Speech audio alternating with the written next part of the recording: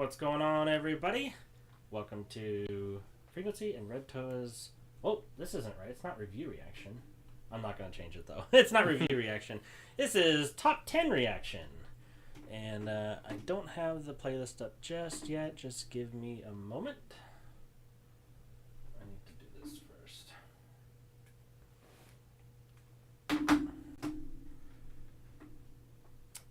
Top 10s. Here we go.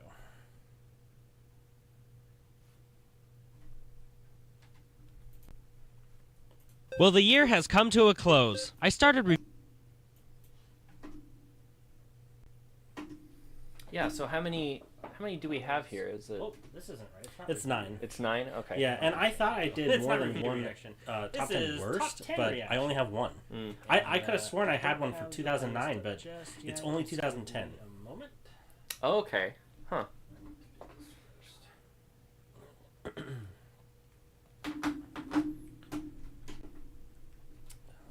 10. Yeah, so for all you guys, I don't know if you remember last time, but I suggested we could like Well, the year make a has come list to a of, close. I started the top games of the number one, like that of all the games that got number one for each of these lists, we could rank those between he and me, or maybe we can incorporate chat into what they think too. So I think that'd be fun. It will be fun. I can't do anything on screen right now. We'll I just didn't probably time have to prep. We'll probably have to like write down all the games so we don't forget what they are. There we go. Now we're cooking. And let me... Oh, yeah. Look at this. Sorry, I am running a little behind. But we're going to get going in just a second. Hooray for technology! Hooray.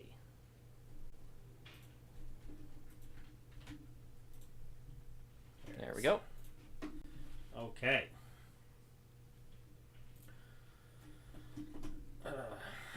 Well, let's welcome everyone. Yes, I welcome myself. That's about it. Oh, we got Williams Physical Media. Not even me either. No. Mega Star Wars rocks. Walk up, Mr. Toad, Cat Fox, and Bolt Mouse. Thanks for joining us. Good to have you guys. I did get a couple of comments from some other subscribers saying they couldn't join us today. They wanted to, but it was just bad timing. You know, I think I'm going to put out a YouTube poll that says, what is the best time to do streams for all of us? And I'm just going to pick the, the most popular one. That'd be good. All right, let's see. Mega Star Wars, do like what We Viewer did on his 10-year anniversary where you rank all the number ones. Oh, well, I mean, I've already passed my 10-year anniversary. I'm coming up on my 15th, I think. But yeah, if we ever do any kind of like top 10 or some kind of ranking thing, I'll be sure to have that on screen. I just don't have enough time to do that right now. And actually, I'm gonna take. Let's see, where is it? Text. There it is. Take that off. And I'm going to add.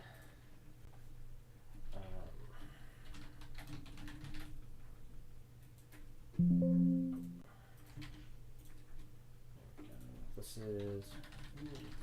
Oh! Bolt Mouse, he is here until 1:20 p.m. because he leaves house and has to head to work. Well, that's too bad, but that's just how it goes, I guess. Hope you have fun at work, Bolt Mouse. That is all big. It's too big. There we go. That's a little better. I'm going to go a little bit higher than that. Let's try it. There we go. And let's do...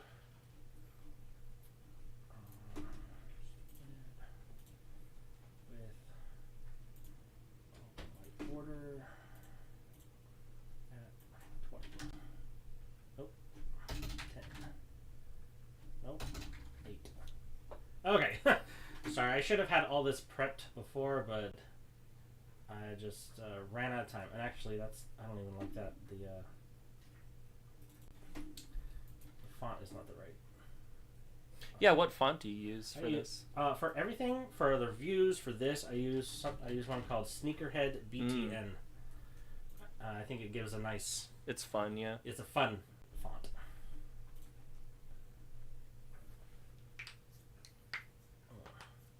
The only thing I wish about OBS, I don't know why, but I have to hover the mouse over the Chrome icon at the bottom of the taskbar in order for the chat to update on screen so you guys can see it. I can see all the chat instantly from a dock that I have on OBS, but for whatever reason, chat will not update unless I keep the mouse hovered over. So if you type something and you're not seeing it on screen for a while, it's because of that. I don't have the mouse hovered over, but I try to remember that. So, okay.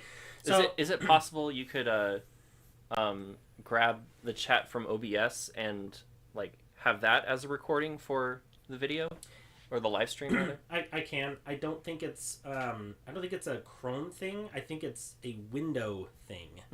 Because the chat that everybody's seen is based on a Windows source that I inputted into OBS. I could do the same thing for that, but it would be the same type of source. So I'll play around with it, see if it updates. But for now, we're gonna get into the video. We have 9 top 10s to watch, and doing a little bit of math. Hooray for math! We have just over an hour of content on here, not including the little takes that we're gonna do in between. And then, well, there's 9 top 10s and then one top 10 worst games, right? No, include all of them. There's 8 top 10 best, 1 top okay. 10 worst. Got it. So, all right. So at about 2:30 p.m. Eastern, I don't know if you guys saw the announcement short, but we're gonna play some Mario Kart 8 Deluxe. We have a tournament going, and I will. If you haven't already seen the what do you call it? The code to join. I'm gonna put that up right now, actually, so that you guys can get ready for that. Hopefully, you guys can join us. I think it'll be a lot of fun.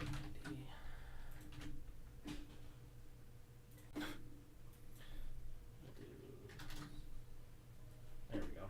And we'll just do a simple one right there. So this code right here will get you into the tournament on Mario Kart 8 Deluxe, and hopefully you guys can join that. But for now, let's get to the video. All right, let's Here do we it. Go. Well, the year has come to... Well, if I can... Oh, I need to unmute this. Here we go. Well, the year has come to a close. I started reviewing games on June 9, 2009, and in that time, I have been able to review 42 games for both the Wii and GameCube. Most of them were very fun to play, but which ones were the best? Well, let's see. It's time for Frequency's Top 10 Reviews of 2009. Now, before I begin, let's go over the rules. Number 1. I can't pick multiple games of the same franchise and style. Here's an example. If I had reviewed Sonic Adventure 1 and Sonic the Hedgehog 3, I can put both of those games into the list because although they are the same franchise, they are of different styles. Now, if I had reviewed Sonic the Hedgehog 3 for all of them? Yeah. Can we skip them when in the next videos? They get shortened down. Okay. As we go on. and Sonic & Knuckles, I can only put one of those games into the list because they are of both the same franchise and style. Number 2. As you should know, I put scores and titles on each of my reviews. But scores and titles do not mean anything in this countdown. For example, if, and this is an if, on the list, I place a game at number 5 that has a score of 4 out of 5, but then I put a game at the number 4 spot and has a score of 3.75 out of 5, do not be confused. This list is for the top 10 games that I found most enjoyable to play throughout the year. I know it might sound odd having a lower scored game high up on the list, but remember, scores and titles don't mean anything. It's the amount of enjoyment I had while playing the games. So now that you know the rules, we can finally begin. Here we go. Number 10, Sonic Unleashed.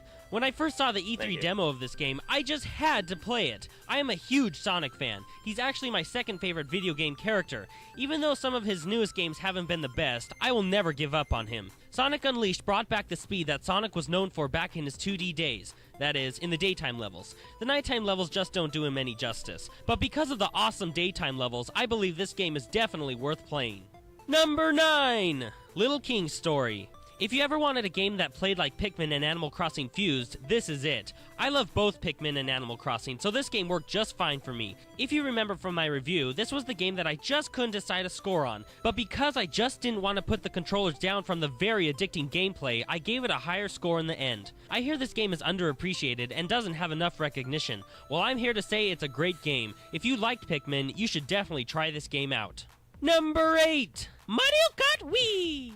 In my opinion, this is the best Mario Kart game to date. There were many new elements Nintendo added to this version that just made Mario Kart even more fun than it already was. Besides new characters and tracks, they added in motorcycles, which I always use now instead of the carts. You can now do tricks with your cart or bike. You can control using the new peripheral, the Wii Wheel, which is actually just a plastic shell, but it's very accurate nonetheless. And now you can race online with up to 11 other players, 12 including yourself. I'm a big fan of Mario Kart, and this version didn't disappoint when racing your friends and characters of the Mushroom Kingdom. Number 7, Soul Calibur 2. I have never played any Soul Calibur game except this one. I actually wasn't interested in it first, but when I heard that Link was going to be in the GameCube version, I thought I might check it out. And boy am I glad I did. This is one of the best fighters I've ever played. And it's not just because Link is in it, although it does help, but there's just so much awesomeness to it. With lots of characters, stages, awesome attacks, and the addition of Link makes this game, in my opinion, one of the best GameCube games out there. Number 6, Mario Strikers Charged. This was the most surprisingly good game out of the 42 I reviewed. If you've seen my review, you'll know that I don't follow soccer at all. I do like to play it for real, but watching it, But anyway, I'm so glad I had the chance to play it. It's so much fun. It's even better when you're playing against your friends. With great visuals, sharp controls, a good diversity of difficulty, and crazy twists due to items, special shots, and mega strikes, this is the best non-platforming Mario game I've ever played. Number 5, Paper Mario, The 1,000-Year Door. I love RPGs, both real-time and turn-based. When it comes to Paper Mario, though, I definitely prefer turn-based. Super Paper Mario for the Wii was fun, but I felt that 1,000-Year Door was a lot better. The game's length is very long. It will take you hours and hours and hours to win, and that's not with any side quests, which it has a lot of. If you like RPGs, especially turn-based, you will not be disappointed with this game. This is definitely a must-have for the GameCube or Wii. Number 4, The Conduit. If you've seen my Conduit review, you'll know that I'm not a big fan of first-person shooters. This is mainly due to the aiming controls with an analog stick. I just can't get used to it. But when the controls are pointing the Wiimote at the screen, it makes it, in my opinion, 20 times better. This game was so much fun, and due to the very fun online multiplayer, I gave the game a better score in the end. It was amazing. No, not the online multiplayer, even though it was very fun. It was amazing that I was actually able to play multiple online matches with my awesome internet speed. The Conduit brings joy to the hardcore gamers of the Wii, and to anyone else who loves to kill off alien scum. Number 3, Super Mario Galaxy! I was actually skeptical at playing this game because of all the wacky gravity changes, but I'm so glad I went for it. This game's story is basically the same as any other Mario game. Yep, save Princess Peach. And the game's principle is just like Super Mario 64 and Super Mario Sunshine. Find all the stars that you can to save Peach and win the game. But to do this, you have to go and play through many planets with different crazy designs, defeat enemies, get upgrades, and solve puzzles that make Super Mario Galaxy one of the best games for the Wii. I can't wait for Super Mario Galaxy 2. Don't worry, it will be reviewed. Number 2, The Legend of Zelda, Twilight Princess. I have never come across a Zelda game I didn't like, and Twilight Princess is the best Zelda game I've ever played. This was actually a GameCube game that was ported over to the Wii, so it's not an official Wii title, but I couldn't care less. I own the GameCube version, and I have to say I do like the Wii's version just a bit more. Twilight Princess is just what I would expect a Zelda game to be. I can't believe... I can't remember what I picked for number... Oh, I know what I picked! Of course. The graphics in a Zelda game is my last concern when it comes to the fun factor, but I have to say, Twilight Princess looks amazing. A great story, puzzling dungeons, a huge, beautiful world to explore, a good amount of side quests, the overall length of the game, and the charm from past Zelda games are all here in Twilight Princess. This is definitely a must-have for all Zelda fans everywhere. So we've arrived at number 1, but before we go on, let's recap. I know. The music... Number 10, Sonic Unleashed. Number 9, Little King Story. Number 8, Mario Kart Wii. Number 7, Soul Calibur 2. Number 6, Mario Strikers Charge. Number 5, Paper Mario The 1,000-Year Door. Number 4, The Conduit. Number 3, Super Mario Galaxy. Number 2, The Legend of Zelda, Twilight Princess. That's kind of crazy. And now it's time for number 1, Door, though. Super Smash Bros. Brawl. Yeah. Okay, if you didn't see this coming, you obviously don't know much about my love for Brawl. I mean, come on. This was the only game of 2009 to receive the score of 4.75 out of 5 from me, which was the highest score of the year. Plus, I've even dedicated a secondary channel to it, 3 Brawlers, which is of me and my siblings playing matches of Brawl. This game just screams awesomeness. That when I account first still watched the exists. E3 trailer, It's just- I couldn't believe how Didn't we amazing make, it looked. And now videos that I for own it, I Smash just 4? love it. No, It's we been didn't. almost 2 years since Okay. I've had the game in my grasp, and I still can't get enough of it. I literally try to play it every day. The graphics, the controls, the new amount of content, which includes new characters, 2 of which are third-party characters, crazy new stages, awesome new items, which includes the epic Smash Ball, tons of stickers, trophies, and music tracks, a 2-player co-op adventure mode, co-op event matches, co-op stadium matches, the ability to save and replay matches, a great new camera to take pictures with ease, a custom stage builder, and an online mode makes Brawl the best game I've ever played, and that's why it's #1 on the list. Well, I hope you enjoyed this video. I'd like to thank everyone who supported me and my reviews, which includes my family and all my subscribers. Thank you very much, you guys. I've had a great year of reviewing Wii and GameCube games, and I hope we'll all have a happy new year. See you in 2010! Whew. Hey guys, how's it going? Another year has gone by, and man. so it's... There's no intro for these top 10s. It's just right into it. Oh yeah. You had a lot of energy in that video, and now this one's starting out. The energy is like way lower. Yeah, I know. Bolt Mouse, remember when Frequency owned 2 copies of Brawl? I think I still do. Yeah, I do. Yep. And it's only because I thought the disc was scratched up too much that the Wii couldn't read it, but no, it was the lens was dirty. So I spent $50 on a brand new copy and still didn't work. I remember we had to in the place we used to live with the dinosaur internet.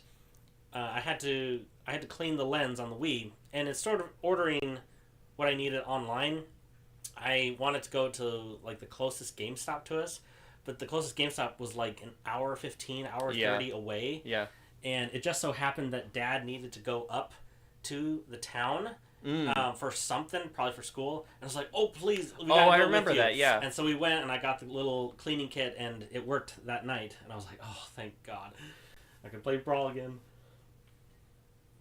Brawl was the only one that had trouble because I think the disc itself, they used a disc that could like hold more memory on it. Yeah, it was like other ones. It was like double sided, or it could basically hold like twice the data. Yeah.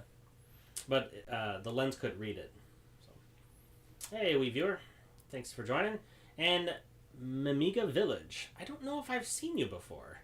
And you asked Metroid. I think I reviewed Metroid in 2010, not 2009. That's why it I'm pretty sure. Metroid Prime, right? Metroid Prime, yeah. So. All right, let's get the next one. Here we go. So, well, first game or not. First game on our top 8 list. Top 8 is Brawl. Okay. Mm-hmm. I'll write them all down on my phone. Okay, now here we go.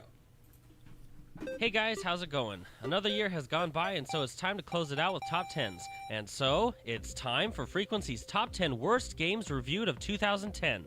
Now last year, and actually throughout this year as well, I received many messages asking me why I didn't produce a top 10 worst list of 2009. Well, to put it simply, I felt that I hadn't reviewed enough bad games to complete a full list. However, this year I feel that I have. Barely. But we'll get to that in a bit. Here are the rules for this countdown. Number 1. I can't choose multiple games of the same franchise and style. We might skip Example, Sonic the Hedgehog 3, of where each Nine Syndrome are 2 games I dislike. Secret Ring's a better position to stand, but that's the truth. Now, as a side note, I will not be adding any games into this list that I reviewed in 2009. This countdown is only of 2010 games. Alright, you know the rules, so that's why my energy is lower. Let's It's a begin. worst list. Number 10! Transformers Cybertron Adventures. Now, I did give this game a good score, however, remember rule number 2. This game was pretty fun at first, but then it dropped severely due to the heavy repetitiveness of the gameplay. The idea for this game sounds good, but the development made it really boring in some places, and it just gets dull and monotonous in the later levels. Now the game isn't horrible, but as I said in my review, you'll probably have more fun if you play War for Cybertron on a different console. Number 9! Balloon Pop. Now, this is definitely Man, a game this you would is not do a double take this is on. A-list While the of game all isn't time, for crap, sure. there is like nothing to keep you coming back to it. I've heard a lot on how the controls are broken for this game, and honestly, I don't know what people are talking about. I seriously didn't have a problem with them. Now, I don't think it's fair to give this game so much hate just basing on what you've seen and or heard. This game is exactly what the developers intended it to be. However, that doesn't mean it's worth your time. I think it would be good for young kids, and I'm pretty sure that's what its intention This game is, looks like it'd but be it's fun still on on the this phone. list. Save Yeah, your money and pass on touchscreen this phone. one. As if I had to tell you that. Number 8! The Simpsons game. To Yeah. me, this game is like the newer episodes of this cartoon. Not that great. The gameplay was dull throughout most of it, the controls could become a nuisance, and the camera would fight with you throughout each level. So why did I give it an okay score?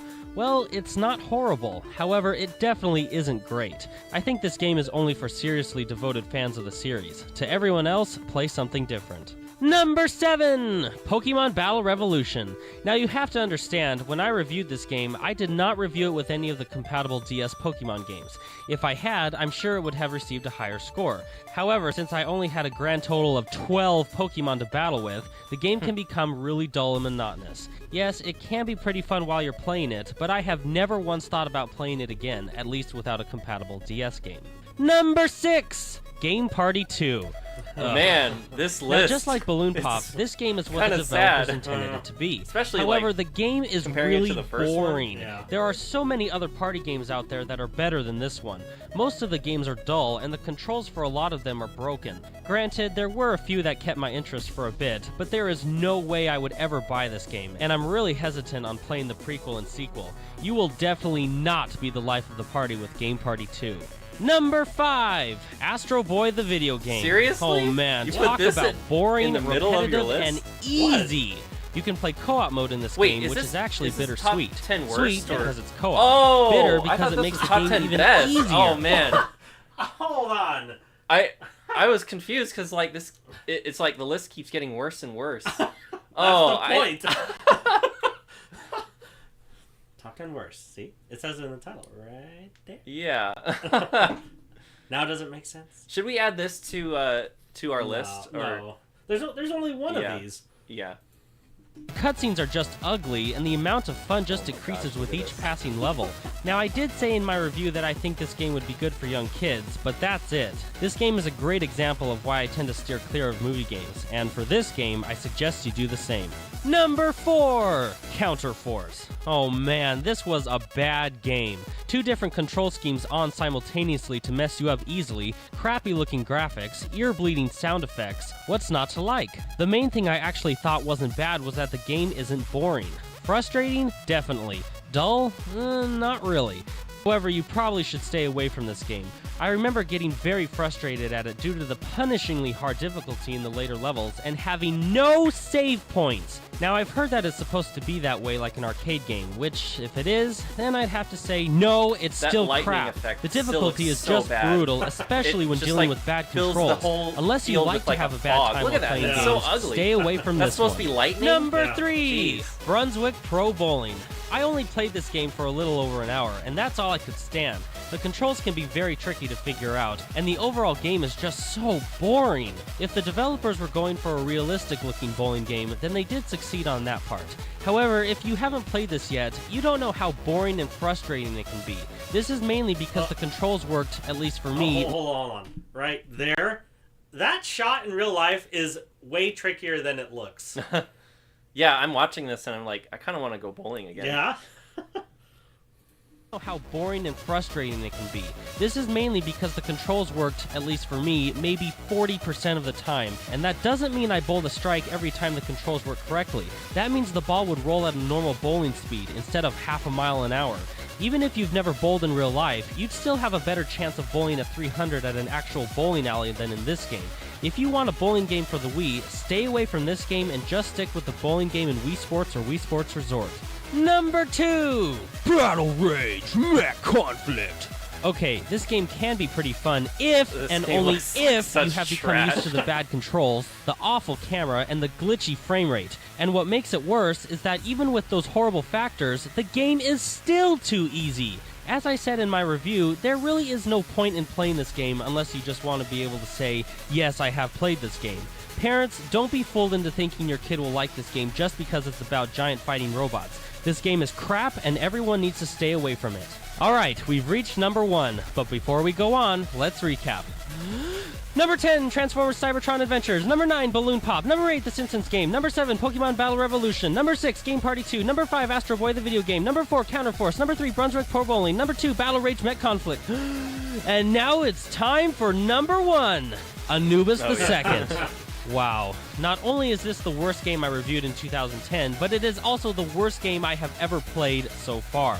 I don't know what the future holds, but for now, this game is the worst. There is virtually nothing good about this game. Yeah, the gameplay is crap, the Mythmaker's controls are crap, right. the graphics are crap, the fight system is crap, the game is total crap. And who do we have to thank for this wonderful spawn of evil? Why, Data Design Interactive, of course. Thank you so much, DDI. I had so much fun with this game. When I was destroying it, I think it's an understatement to say stay away from it, but I will anyway. Stay away! Well, there you have it, guys. I hope you enjoyed this video. Although most of these games were a pain to play, I still had fun reviewing them. This was actually my first top 10 worst list since I started reviewing, and there will be more to come in the future. See you later. Hold on. That was of course. Right here. Thank you so much, DDI. I had so much fun with this game. When I was destroying it, I think it's an... Yeah, that was a great... That was great. When I was fun. destroying it with a jigsaw. A jigsaw, yeah. What's up, Josh, man? Thanks for joining. I saw... Joseph Molnar. Yeah, I saw a couple new people here. Indigo Blue. Yeah, Indigo Blue. I don't know if I've seen you in the chat before. Welcome. Mario Game Freak. And Joseph... You already said Joseph Molnar? Yeah. Okay. I think, yeah. Looking back in these revisits, anything else you would have swapped into this worst list? Not that I can think of right now, although I admit that it's kind of weird to see Pokemon Battle Revolution in there. It's just, I didn't get to experience what it was supposed to be. Yeah. If I did, it would not have made this list. No way. Yeah. It really, it's supposed to be like you're bringing your little 2D sprite Pokemon into like 3D. Yeah. With like highly detailed animations and stuff like that. So, I don't know if I would have changed anything, though.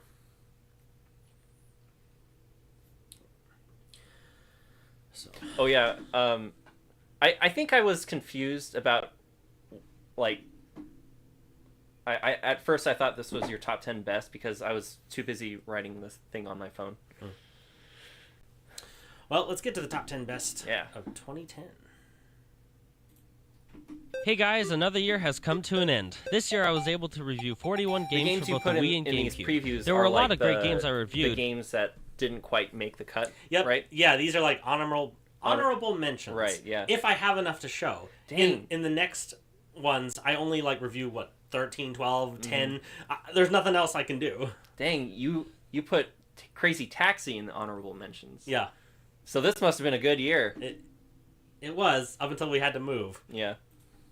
But now it's time to see which ones were the best. So here we go. It's time for Frequency's top 10 best games reviewed of 2010. Now here are the rules for the scores and playing them twice. Alright, let's get started.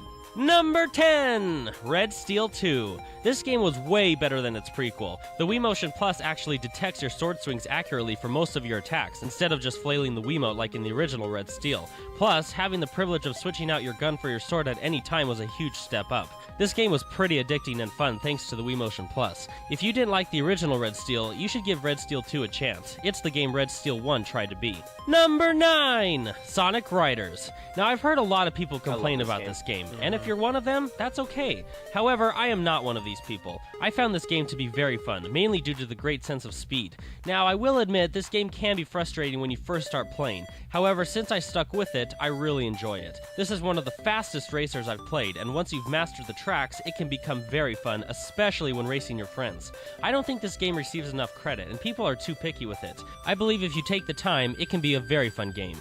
Number 8, The Lord of the Rings: The Third Age. You don't have to be a fan of The Lord of the Rings to enjoy this game. If you like turn-based RPGs, you will like this one. There are so many weapons and armor pieces for the 6 characters to choose from, custom stats, special skills and spells, and a good story to boot. Playing co-op is pretty fun as well. However, since you usually have 3 characters out at a time, one of you will get to control 2 and the other player controls 1. But it really doesn't affect the overall gameplay. This game is great, and I definitely recommend it to anyone who enjoys a great turn-based RPG. Number 7, Pikmin 2. If you like the original Pikmin, then you will definitely enjoy this game. It's very similar to the original, however there were many minor upgrades. You can now complete tasks faster with the help of another character, and there are 2 new Pikmin, each with their own unique traits and abilities. There's also a battle mode which can be very fun as well. This is a very addicting game and a definite must-have for anyone who's played Pikmin 1. Number 6, Beautiful Joe. I wish I had played this game sooner. This 2.5D side-scrolling beat-em-up is jam-packed with fun. Using special powers that basically bend time and space is very cool, and it's just so addicting. However, one of the main problems is that it is too short. Also, when you first start playing, you might give up on it due to the difficulty factor, especially for younger gamers. However, I strongly advise you to keep at it. This really is a great game. Number 5, Metroid Prime. There it is. This game was just awesome. Metroid Prime 2 and 3 are great as well, but there's something about the original Prime that just sticks out as the best of the 3. Now, interestingly enough, before I played Prime 3, I thought that game would be on this list. But I just felt like this game was more fun. There's so much to explore, Remake collect, made, scan, fight. number It's 2 on great. your list, It will right? take you hours and hours to complete, so you are definitely getting your money's worth. This is a definite must-have for anyone's GameCube collection. Number 4, Super Mario Galaxy 2. Now before you say, what the fuck? Try to understand that yes, I did give this game a 5 out of 5, but that doesn't necessarily mean it was the most fun game I played throughout 2010. Galaxy 2's score, and just like every game I review, was based on the fun factor, yes, but also of what the game offered and how it executed it. The game is very, very fun, no question about that, but there are a few other games that I had more fun with and kept coming back to more than this game. So anyway, yes, this game is amazing, and it set the bar for 3D platformers. I found it to be better than its prequel, which was actually shocking to find out since Galaxy 1 was amazing as well. What makes this game so great? I think it's mainly the level designs. They're just outstanding and very creative. There's a lot of good to say about this game, and if you haven't played it yet, you are definitely missing out. Number 3, Sonic Adventure 2 Battle. This was my favorite Sonic game up to date. I haven't played Sonic Colors yet at the time of this countdown, so I can't compare it yet. But anyway, this game is just awesome. Now, people have said that they don't like it for the treasure hunting and robot stages, and that's okay. I, however, like those stages, but they are definitely not as good as the speed stages. What makes me like this game even more is that there is a huge amount of replayability. I've spent so many hours into this game trying to get all A's on every mission, which can be very challenging, which makes me like this game even more. Plus, adding in a 2-player battle mode and a very addicting Chow World was a great move. This game is fantastic and I couldn't recommend it enough. Number 2, Resident Evil 4 Wii Edition. Before this game, I was never really interested in the Resident Evil series. However, I'm very interested now. Like Beautiful Joe, I wish I had played this game sooner. I've come back to play this many times over. It is so much fun. I don't know exactly why it's so addicting, it just is. This game is challenging and can be pretty scary at times. I love it. There are many extras as well which I didn't mention in my review, but let me tell you, they are very fun and it just adds to the overall fun factor of the game. It is definitely one of the best games I've ever played. Alright, we've now reached number 1, but before we go on, let's recap. Number 10, Red Steel 2. Number 9, Sonic Riders. Number 8, The Lord of the Rings: The Third Age. Number 7, Pikmin 2. Number 6, Beautiful Joe. Number 5, Metroid Prime. Number 4, Super Mario Galaxy 2. Number 3, Sonic Adventure 2 Battle. Number 2, Resident Evil 4 Wii Edition. And now it's time for number 1, Rune Factory Frontier. Oh, okay. Now this is an addicting game. It's a fusion of a sim game and a real-time RPG, and it works really well. The great thing I like about this game is that you control the time of when you want to progress in the story. You can harvest crops, socialize with the townsfolk, and just live a simple life if you want to. However, battling monsters is very fun too. I didn't know I was going to have so much fun with this game. There's so much to do, and it will most likely take you a very long time to complete. However, I wouldn't want to rush through it, since living the simple life in this game can be its own reward. The overall gameplay is just fantastic. Now, there was a pretty big flaw with it in my opinion, and that's the fact that you can't defend yourself in battle. This can become very frustrating, and I think it was a stupid move by the developers to not be able to defend yourself. However, I've learned how to cope with it. It does add to the difficulty factor, which I usually welcome in a game, but it can be very annoying at times. However, this is a fantastic game that I'm so glad I reviewed. I definitely recommend it to anyone, especially to those who enjoyed Harvest Moon games.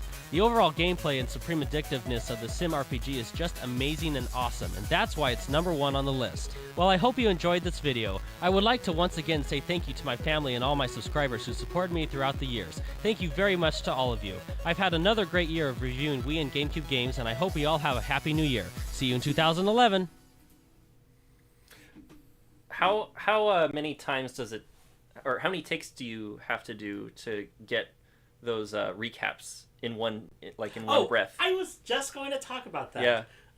It takes I'd say an average of 3. 3 times? Yeah, because there's no cuts in it. I do a straight read. Yeah, all in one breath too. One breath. It's just supposed to be to emphasize the intensity. Mm-hmm. Yeah, I did love that what the boom. that was, I forgot you put that in. That was funny. That was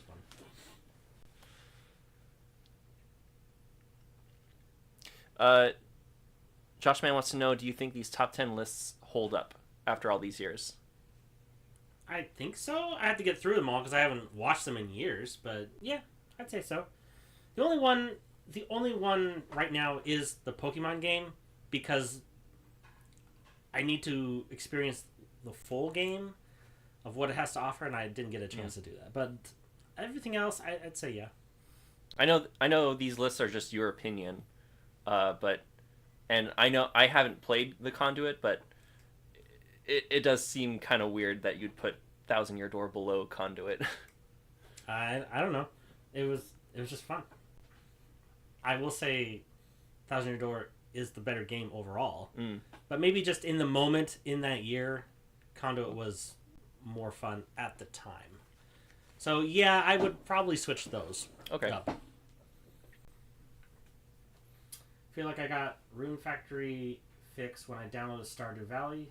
Best impulse buy I've ever made a long time. Stardew Valley. LA Noir. Stardew Valley is really fun. Excuse me.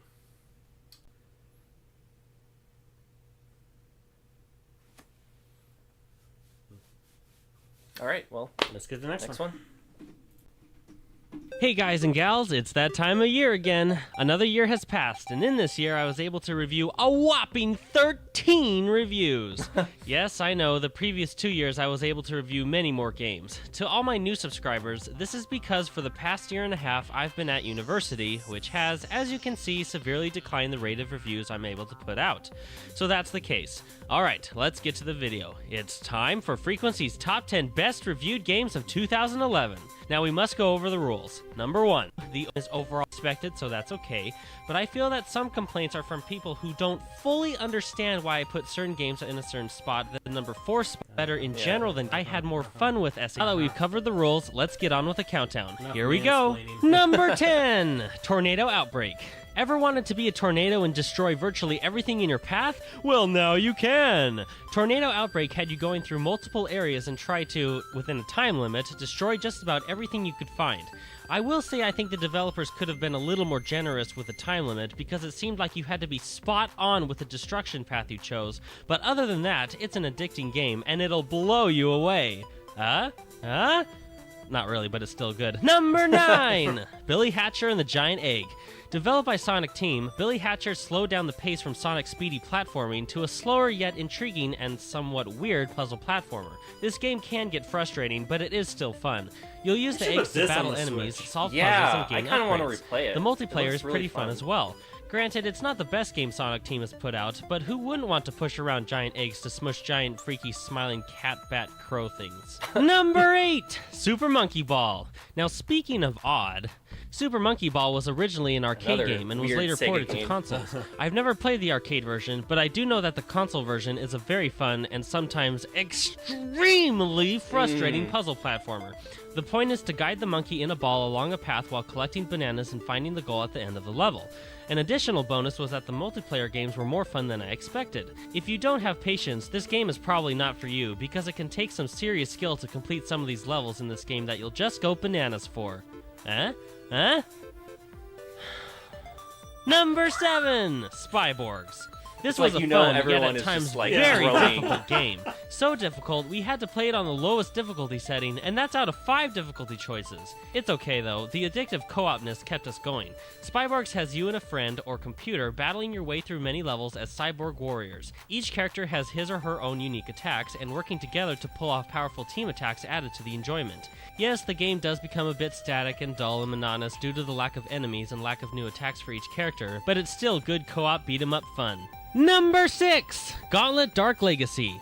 Now, if you want to have some fun with a 4-player co-op, you'll probably go for a different game as your first choice. However, if you actually do give this game a shot, I think you might be surprised. Yes, the game can become so frustrating, but I kept wanting to play more and more. With many characters to choose from, lots of levels with plenty of enemies for each person, a good assortment of special items and attacks, and boss battles that can be a real challenge, Gauntlet Dark Legacy is a game all 4 of you will have fun with for hours, as well as becoming extremely frustrated with it.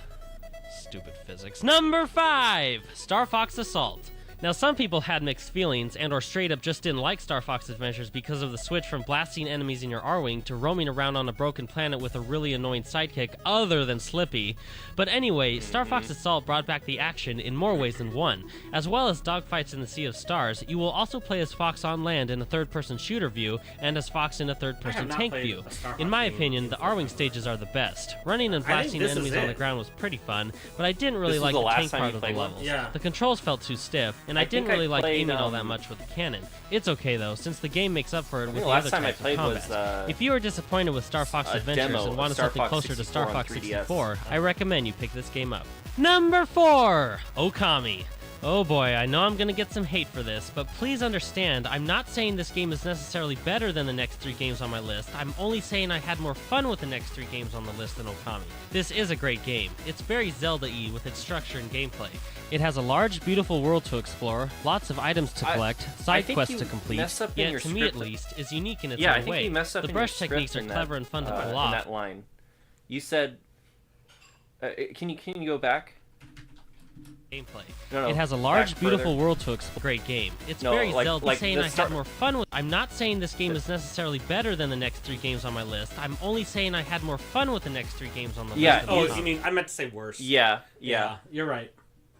This is a great game. I never noticed that. It's very Zelda-y with its me neither. gameplay. Thanks for that. It has a large, beautiful world to explore, lots of items to collect, side quests to complete, yet, to me at least, is unique in its own way. The brush techniques are clever and fun to pull off, and makes it seem like you are really a part of the game in a way. If you like Zelda games, then I'm pretty sure you'll like Okami as well. Number 3, Dead Space Extraction.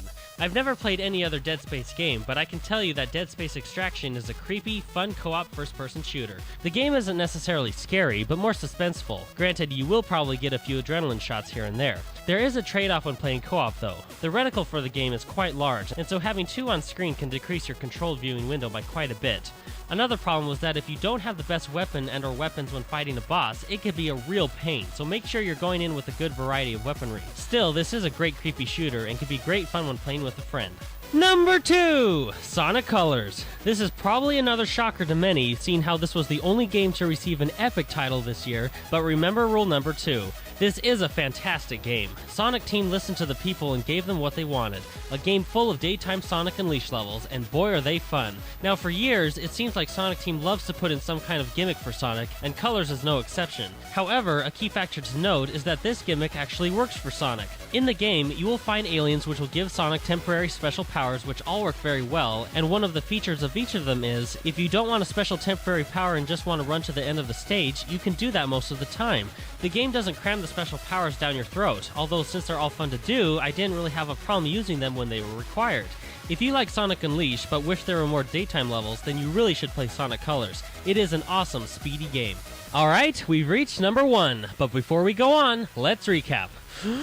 Number 10, Tornado Outbreak. Number 9, Billy Hatcher and the Giant Egg. Number 8, Super Monkey Ball. Number 7, Spyborgs. Number 6, Gauntlet Dark Legacy. Number 5, Star Fox Assault. Number 4, Okami. Number 3, Dead Space Extraction. Number 2, Sonic Colors. And now it's time for number 1, Trauma Team. Now please note, this is probably not a game for everyone. This game isn't like Mario where anyone can just pick up and play and enjoy it. You kind of have to have an acquired taste, sort of, for this game. I enjoy this game a lot. You play as 6 different characters, each specializing in their own medical field, and you will help patients, save lives, and uncover mysteries in a story that intertwines with all 6 characters. The game is actually pretty lengthy too, and the 6 different game modes you play are similar, yet different enough from each other to give the game quite a bit of variety, especially when you're playing diagnostics and forensics. The other 4 modes are surgery, first response, endoscopy, and orthopedics. Diagnostics was actually my favorite. It was like solving a big puzzle, and the way to solve each puzzle was a bit different for each one. Endoscopy was my least favorite. The levels got boring, it was almost the same thing each time, the controls were weird to work with, but just about everything else about the game made up for it. The length, variety, story, especially the story, gameplay, and overall fun factor of the game just pulled me in and made it very, very fun for me, and that's why it's number 1 on the list. Well, I hope you enjoyed this video. I would once again like to say thank you to my family and all my subscribers. Thank you all. I've had another fun year of reviewing Wii and GameCube games, even though I know the total count of reviews was substantially lower than in the previous years, but I will try my best to review as many as I can afford to, and I hope we all have a happy new year. See you in 2012!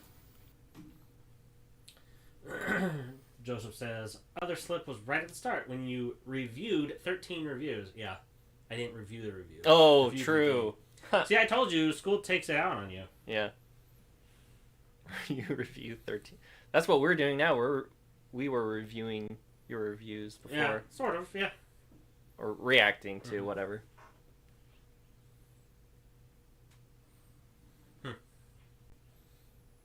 When you said endoscopy, were you saying that because like it was a not very fun mode, or was it because it's like because of what it is? Endoscopy. Because of what it is. Oh, okay.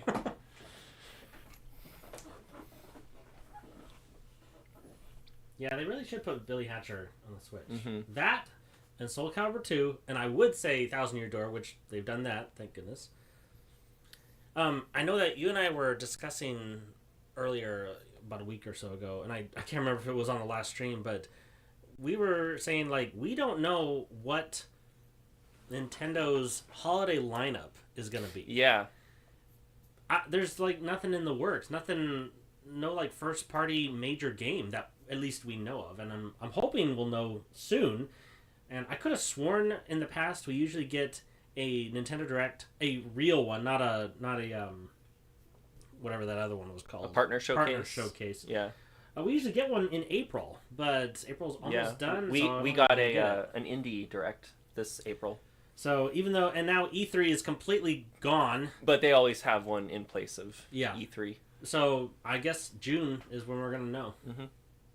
Yeah, Nintendo seems to be kind of doing a thing where they only announce games, or at least most of their games, they only announce them just like within a 6-month release window. Mm-hmm. Yeah. They don't do a year out. Yeah, it's weird. They don't really... Maybe I guess just like generating hype for a game coming out like a year or more in advance just isn't... It doesn't really do very well. It does if it's like major titles like Zelda, Mario, Metroid Prime 4, which is what, 7 years now?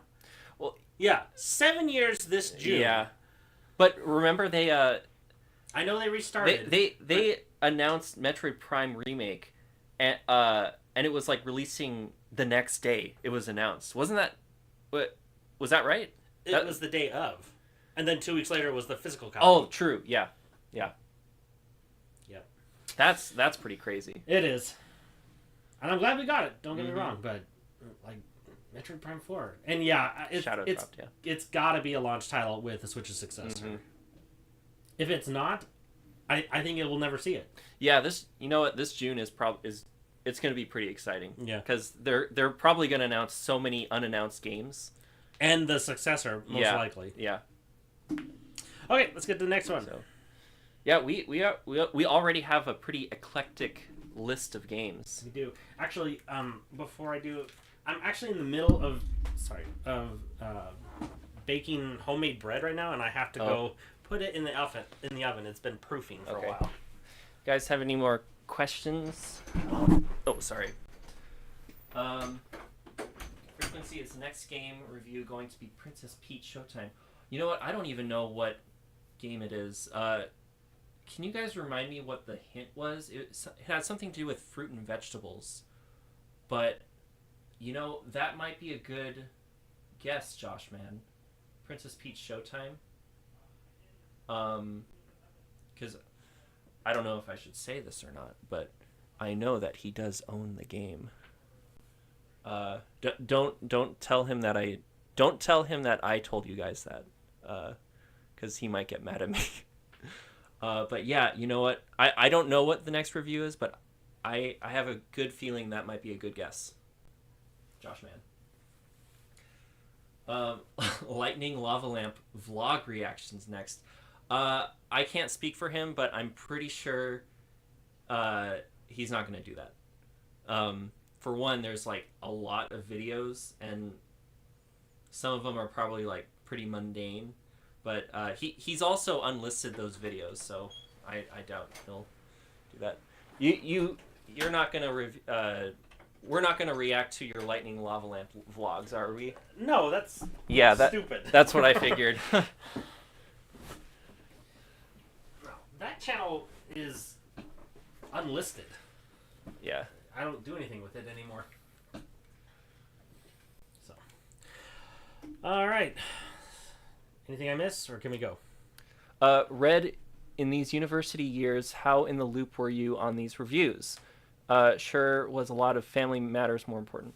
Well, we weren't living in the, actually, we weren't even living in the same state during that past year, 2010.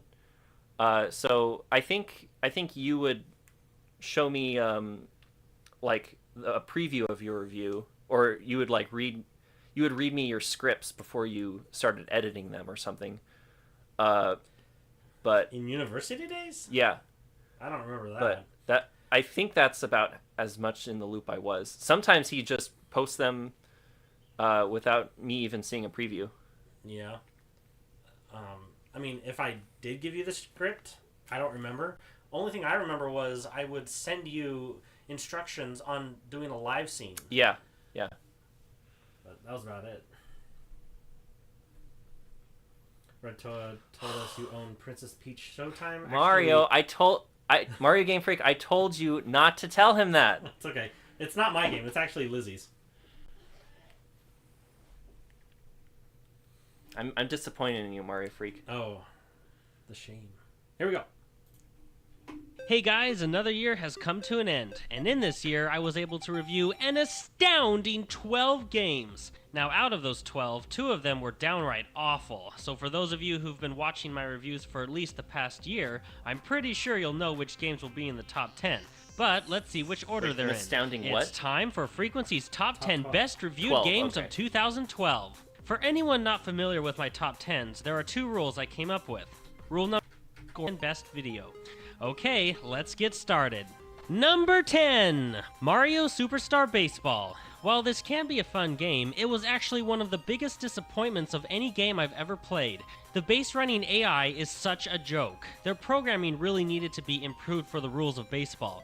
I kept getting out because of the fault of the AI. This game is much more fun when playing with friends, as you don't have to deal with the AI so much. I also like the variations in the different fields and the stars you earn to either throw crazy pitches or hit the ball with power. The strategy in picking up new players in single-player mode was cool too. Overall, there's definitely room for improvement in this game, but it can still be fun if you stick with it, and even more fun when playing with friends. Number 9! Meet the Robinsons. I was actually surprised by the amount of fun I received when I played this. I guess I was just thinking it would be a subpar movie game, but it was actually pretty good. There's a nice variety and difficulty for the puzzles, and the gadgets you build are fun to use. Now, if you've seen my review of this game, you'll know my biggest complaint with it was the camera. Oh man, was it a pain. It was a pain because you constantly had to move it manually. This did not help when you're being attacked by multiple enemies at once. If the camera was programmed in a better way, this game probably would have received a higher score. It's still a fun game though, and can be pretty addicting, and it's worth it to play it to the end. Number 8, De Blob 2. This game was very similar to the first De Blob, but with added goodies such as items to help you out, two-player Yeah, I co-op just mode realized which worked De Blob much 1 like didn't Super make it Mario on Galaxy any of 2's your lists co-op mode, before. and 2D side-scrolling areas to add to the variety of gameplay. My favorite new addition was the upgrade Did you system. review that game You could spend a in certain your amount of first year or gathered second? points to increase Blob's attributes as well as his robot friend's maximum paint point holder. The main issue I had with the game was I that think the it was levels first. were very lengthy, but Well, I don't feel like there the was first enough year, variety in there each were, like, one, a lot of so the good game games, became so- boring over time. It's still a fun game though, with much to paint and collect, and with co-op mode, a friend can join in on the fun. Number 7, Trauma Center Second Opinion. This is definitely a game for patient yet skilled players. It is not for everyone because it can get very difficult. It can still be fun though. You'll play as surgeons in each mission trying to help heal patients by extracting tumors, realigning broken bones, and other surgical procedures. The controls are very accurate and the music really helps with the intense atmosphere. However, the biggest problem with the game for me was that it just didn't keep my interest for very long. I found this to be odd since I really like Trauma Team. I think it was just the lack of variety in missions as well as the high difficulty of the game. It can still be fun to the right people, and I recommend it if you'd like to play something unique. Number 6, Beautiful Joe 2.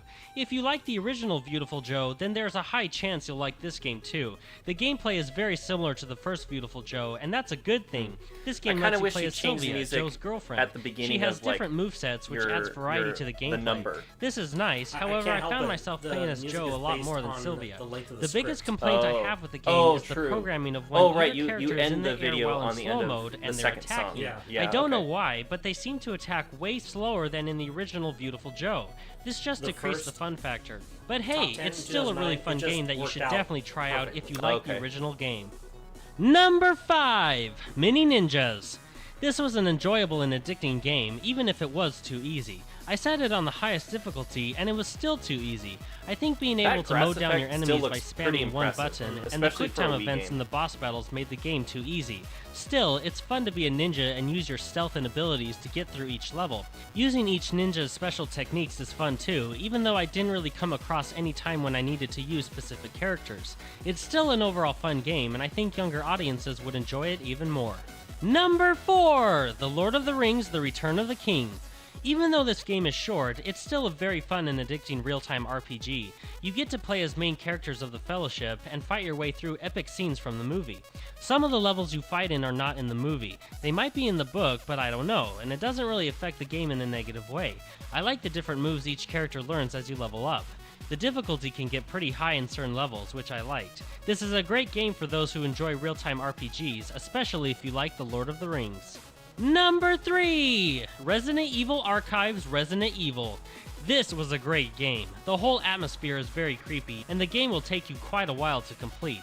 I didn't like the inventory system, the boss fights were surprisingly easy, and all 3 control schemes weren't the best in my opinion. However, the game is very fun and addicting. It has a great story, the music is chilling, and taking down zombies, figuring out puzzles, and just trying to survive makes for a very fun and scary game. Number 2, Donkey Kong Country Returns. I was so excited for this game when I first saw it during E3, and it didn't disappoint. The gameplay is very similar to the Donkey Kong Country games back on the SNES. The graphics look fantastic, and the elements in each level really add to the fun you get from playing this game. Co-op mode is fun too. One of the things I didn't like was the level of difficulty this game has. Even with the heart system allowing you to be hit twice before you died, I'm pretty sure you will still have a difficult time because of how difficult the game can get. But it's still a fantastic game, one that you really need to play if you haven't.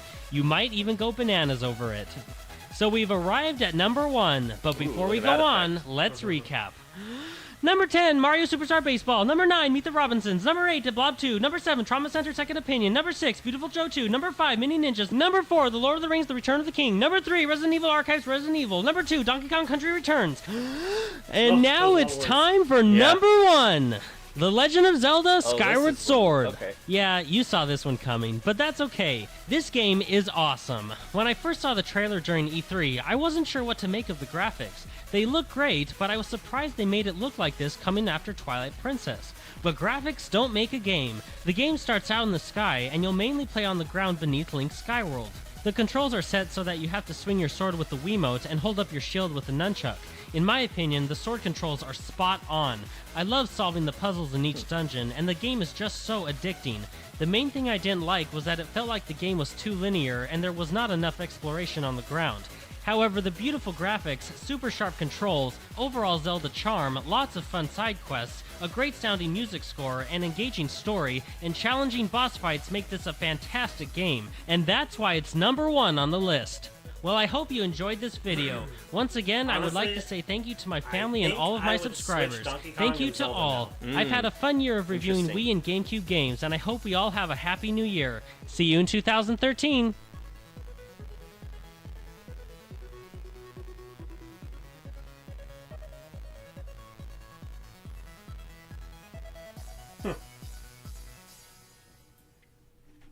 I just realized I think we're gonna have a lot of Zelda games as number 1.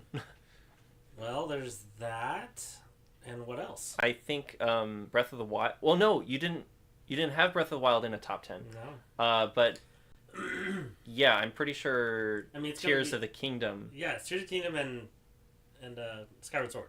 Okay. I mean, that's it. Yeah, I just forgot that you didn't have. Yeah, Breath of the Wild in a top 10. I think I saw a new chat member, Monkey D Ace. Yeah, I don't think I've seen you before. Welcome. It says trance music used in these old videos is so nostalgic. It is, but it's not trance. It's house. Oh, that was house. Mm-hmm. Trance is more like mellow, right? Mellow, ethereal. Yeah. I mean, there's so many little quirks and definitions with the subgenres in EDM. It's not worth it to get into it. You did a research paper on. It was a research PowerPoint presentation on the three major EDM genres of techno, house, and trance. Mm. Yep, that was for a freshman year in community college. Did you get a good grade on that? Yeah, I got an A. Nice. But yeah, I think I would change Donkey Kong and Skyward Sword now if I had to redo it, because a year ago when I replayed Skyward Sword, there were parts of it I don't remember getting frustrated with, but I did this time. The controls were not super sharp. I had to redo it quite a bit, and there were some points where it was either too easy or it was really hard because of the controls. And I don't know, I feel like Donkey Kong was just better. Mm. But anyway. You still haven't played Tropical Freeze yet, have you? No, and I haven't even finished the original. Oh man, you need to play Tropical Freeze. It's so good. It is on my list. Big list. Alright, let's get to the next one. Well, hello everyone. The year has ended, Oh, and so it's HD now footage time to finally. look at which games I thought were the most fun out of the ones I reviewed this year. Due to being a full-time college student and working 2 to 3 jobs most of the year, I was only able to review 12 games. I hope in years to come I will be able to review more games within a year, but for now I'll just do what I can. So let's get started. It's time for FreQuency's Top 10 Best Reviewed Games of 2013.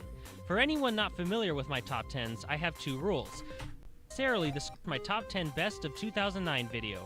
Alright, here we go. Number 10, Wave Race Blue Storm. Like I said in my review, I'd always been interested in this game, and I'm glad I picked it up. The realism of the physics of the game is amazing, and it's a nice change from Road Racers. It can be difficult to get the hang of, but if you can be patient and practice with it enough, I think you'll really enjoy this racer, and I'd love to see a sequel of this on the Wii U. Number 9, Excitebot's Trick Racing.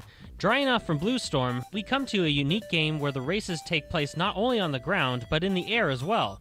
The sense of speed in this game is great, and performing stunts and collecting items gives the game more depth and adds to the fun. While the controls do need adjusting, mainly for controlling your bot either on the ground or in the air, it's still a fun, challenging racer that I think most would enjoy. Number 8, Boom Blocks. Want to play Jenga on your screen? Well, look no further than this game. I was surprised at how much fun I had with it. Granted, the vast majority of the fun comes from when you're playing multiplayer. There's lots to do in single-player mode, but I'm sure most people play it for the multiplayer. It feels like the game is geared towards a younger audience, but with great controls, strategic levels, and many different modes to play, this can be a really fun party game. Number 7, The Skycrawler's Innocent Aces. Ever wanted to pilot a fighter plane in an alternate universe based in the 1940s and 50s? Then this is the game for you. Based on the anime movie The Skycrawlers, specific. Innocent Aces Yeah. lets you fly around and shoot down enemies in your own fighter plane. The Wiimote Nunchuck combo is the default control scheme, and it can take some getting used to. Fortunately, if you don't like that, you can plug in a classic or GameCube controller. It's very satisfying when you're able to take down an enemy without using the auto lock-on feature, and with a good balance of difficulty, this is a great game to check out if you want to take to the skies. Number 6, Nintendo Land. Nintendo's tech demo for the Wii U is much beefier than Wii Sports was for the Wii, and is just a really good game in general. Most of the 12 playable minigames almost feel like full-length I games. missed an opportunity to put a picture of Buster when I said the word beefy. Oh, yeah. And the multiplayer games are so much fun when playing with 3 or 4 other people. I really wish it had online multiplayer, but it's still a great local multiplayer game, and most of the single-player games are fun to come back to as well. Number 5, Rayman Origins. I'll be honest, I was a little skeptical at playing this. It really didn't look that interesting to me, but I'm glad I did play it as it is a great 2D platformer. Co-op multiplayer can be fun, but single player isn't boring either. It's pretty funny in general, and the beautiful hand-drawn graphics just have that certain charm to them. This is a great game for anyone who likes 2D platformers. Number 4, Wii Party. I was very surprised at how much fun this game was. I thought it was going to be a Mario Party clone, and, well, honestly, in some ways it is, but everything else makes it more unique than Mario Party. There are many game modes to play, and most of them are really fun and can be laugh-out-loud funny when playing with friends. This is an awesome party game and is as fun as Mario Party, or perhaps That even game is more pretty so, fun. Yeah, and if you that's want to really play good. a great party game, pick this up. I don't think you'll regret it. Number 3, Zombie U. I know some people will wonder why I Wow, put this game this is high up really on the high up. list, Yeah. but remember, it's the amount of fun I got out of the game that this list is based off of, not scores. It's too bad many people don't like this game. I feel like they were expecting more of a first-person shooter rather than a survival horror. Granted, there are flaws that, if were fixed, would probably make this game more appealing to people, but I still enjoyed it. The game is very This game creepy, got and at some points re-released pretty on, scary like, modern too. consoles. It's Yeah, a unique or game else- that I mean, needs to be I've taken streamed it as on is, PS4. and not Oh, compared to really? what it That isn't. version is If better. you can do Okay. It that, doesn't I think take you'll have a pretty good time 8 with this hits game. to kill a Number zombie. It takes 2, 3. No Oh, More nice, Heroes. okay. This was a very fun game, and I was surprised by how much fun I had with it. When I would watch videos of the gameplay, I wasn't too impressed, but watching a game is not the same as playing it. Swinging your beam katana, which is basically a low-powered lightsaber, is so much fun, and the QuickTime events add a nice boost to the fun factor. The game takes a while to complete, and has a good balance of difficulty. Also, I really like that you had to change up your strategy during boss fights, which kept them interesting and always on your toes. This is a great game that definitely should not be overlooked. Well, we've arrived at number 1, but before we go on, let's recap. Number 10, Wave Race Blue Storm. Number 9, Excitebots Trick Racing. Number 8, Boom Blocks. Number 7, The Skycrawlers Innocent Aces. Number 6, Nintendo Land. Number 5, Rayman Origins. Number 4, Wii Party. Number 3, Zombie U. Number 2, No More Heroes. And now it's time for number 1, New Super Mario Bros. U. I remember thinking this game would be just as fun as New Super Mario Bros. Wii, which isn't a bad thing, but I was hoping for something more, and that's just what I got. I can't fully explain it, but I think this game is more fun than the Wii version. I think the level designs are more creative, the new items and upgrades are really cool, and the bonus content just makes you want to come back again and again. The amount of replayability is really high, something that I didn't find quite as much as the Wii version, and the ability to play with the gamepad and help each other out was a great idea. With beautiful graphics, great controls, a fun co-op mode, a nice learning curve with later levels testing your skills, a good amount of replayability, and lots of extras to help you keep coming back, this game is a great addition to the Wii U's library and just a really fun game overall, and that's why it's number 1 on the list. Well, I hope you enjoyed this video. I would once again like to thank my family and all of my subscribers. Seriously, you guys make it worthwhile. So a big thank you to every one of you. I've had a fun year reviewing Wii U, Wii, and GameCube games, and I hope we all have a happy new year. See you in 2014. You know, even though we just watched like all of your reviews in a row, I still am never sure what game is going to be on the list. Oh yeah. I guess because we didn't keep track of what year each game was reviewed, but still, I don't know. It's and plus it's been years since I've seen these top 10s, so this is pretty fun to watch. Unknown Garden, thank you for coming to the stream. I don't know if I've seen you before. If I've already acknowledged you in previous streams, I apologize. I just can't remember. It says, didn't you guys make some of your own EDM songs at some point and post a couple songs? Yes, well, I mean, that one you just heard, The Symphonies of Hyrule. And I've made another one called Mystic Wind, and I mean, it's okay. It's nothing special. And yeah, I think you've made one. I've made one, but I kind of hate it now. I think it's a terrible song. Hey, we could play it for them. No. Okay. They don't need to get surgery for their ears. I mean, I was like, what, 13 or 14 when I made it, and I made it with Fruity Loops, and I made it with like the very most basic tools. Yeah, Well, I mean, I guess it's neat that I made it, but it just sounds terrible. it just does. I don't like it. Joseph says, aside from university and work, how much did the Wii U not selling well affect your passion for reviewing? No, I know that it had a big effect on others like the Wii viewer. I don't think that had any effect on me. It was everything else. Every other external thing happening in my life made me not want to review. Because remember, my major in college was media production, where I would sit and edit videos, and when I'd come home, just like burned out on it. And then when I graduated, I got a job editing videos 9 hours straight a day, and I didn't want to do it at home, so that was a big part of the burnout. So luckily I'm not doing that anymore. Thank goodness. I couldn't take it, and that's why I'm back on YouTube making reviews. So have you watched the new Knuckles miniseries? No, I've not. I've never even heard like the consensus on it, whether it was good or bad, and that's not really a reason why. I don't take the consensus into whether I think something is good or not, but that's just, yeah. Joshman, Frequency, are you still in school right now? No, I haven't been in school for the last 10 years. I graduated a few years ago myself, so I'm not in school either. Yep. All right, let's get to the next one. Hey everyone, it's that time of year again. Another year has come and gone, and in this year, I was able to review a whole 10 games. This was quite an eventful year for me, and I apologize for such a small amount of games reviewed. I will try very hard to release more reviews in the coming years than I did this year. Smell that bread. So anyway, let's get started. Good. It's time for Frequency's Top 10 Best Reviewed Games of 2014. For those of you who are new to my channel, I've come up with 2 rules for my top 10 videos, not scores and titles. If you'd like So before I begin the countdown, I need to address something. 2 games that I reviewed this year were downright awful. However, since I only reviewed 10 games this year, those 2 bad games will of course have to be on the list, and even though the name of this video is Frequency's Top 10 Best Reviewed Games, it doesn't necessarily mean all the games I reviewed in the year are good. Case in point, the 2 terrible games that are on this list. I know explaining this may sound like a no-brainer. Yamaha Supercross. What good can I say about this game? Well, it's dirt bikes racing in an arena, so at least the title fits what the game actually is. The controls aren't too bad, and the trick upgrade system was kind of cool.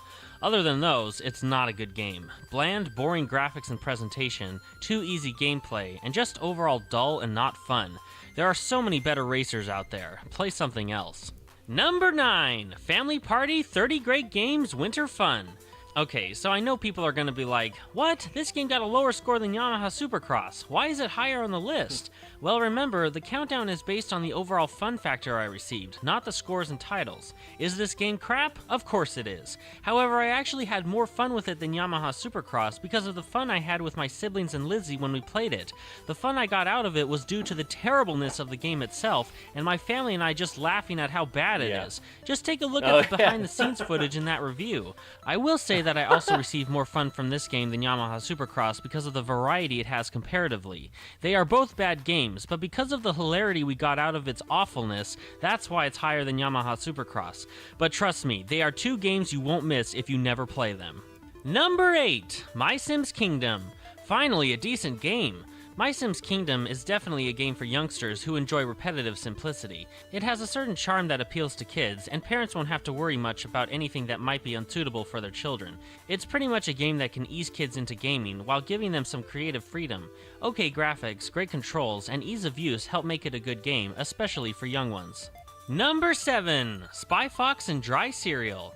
I loved playing this back when I was a kid. This game is so Even though there are nostalgic only to me. 2 different Oh my game gosh. modes to play through the same story, did you I used to actually play play it it? over and I over. played If through you it didn't play this myself back in the once. 90s, I You think just you'll watched agree me with play me it? in Yeah, I saying that watched it you is a play good it, like, game. over and over It's and over definitely a again. children's I did game, play but it's the, a good children's game. the Go With Fish many things to minigame click a lot, on in though. each frame, humorous dialogue and characters, and a good level of difficulty for kids, this is a great game for its target audience. See you later, Bolt Mouse. Number Thanks for 6, coming by. Bye, Bolt Sam Mouse. & Max Beyond Time and Space. While I think the first Sam & Max Wii game was better, this title is definitely worth playing if you're a fan of the series. It will certainly test your puzzle-solving skills, and it was nice that each level takes quite a while to complete. While the game has multiple flaws, it's still fun to join Sam & Max on their quirky adventures by solving odd puzzles and interacting with funny characters besides themselves. Number 5, Trauma Center New Blood. As you might know, I became a fan of the Trauma series after playing Trauma Team. I was kind of disappointed with Trauma Center Second Opinion, but fortunately New Blood was better in my opinion. They haven't The made story any more is what games in really this helps series, not right? only this game feel more Didn't intense they and have one on the interesting, but it DS? helps the series Oh, as a you've never whole. played that, though, Helping right? patients is fun, but can be very frustrating as well. It was nice that a second player could help you by playing as the other surgeon. Not only did it bring down the intensity of the game, but it was just in general more fun. If you had to pick only one between New Blood and Second Opinion, my vote is for this game. Number 4, Alien Hominid.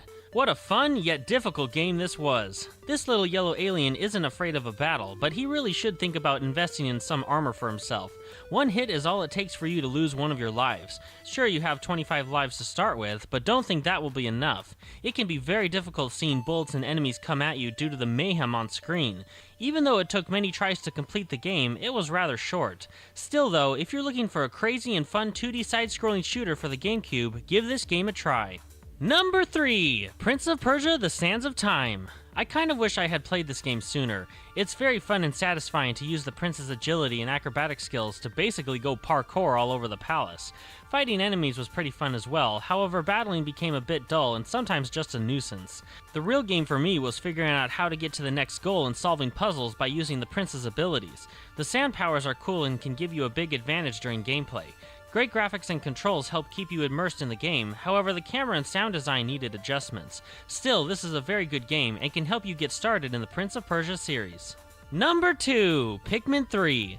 I was so excited when I saw the E3 demo of this game. Pikmin 1 and 2 were awesome, so I figured taking advantage of the Wii U gamepad to control your Pikmin to and fro would make this game better and more enjoyable. And I was right. The gamepad is so helpful.